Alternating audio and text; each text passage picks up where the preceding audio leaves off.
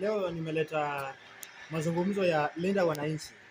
Mimi hao watu wawili nafurahi, Babu Owino stroke Sifuna.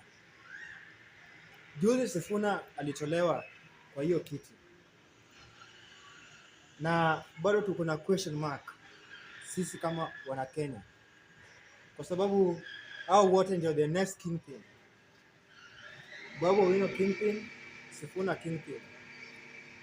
2027 kutawaka, 2027 kutakuwa moto. Mbona nazungumza kwa hao wawili? Hao wawili wananchi wanawapenda na wanawafuata. Wakisema right, wakisema left. Ndio maana napenda hiyo content ya Linda Wananchi. Babu Owino na Sifuna, hao ndio wanajua penye nchi inaenda. Hao ndio wanajua mahitaji ya wananchi. Hao ndio wanajua mahitaji ya vijana. Hao ndio wanajua mahitaji ya kila mtu. Share, subscribe, like.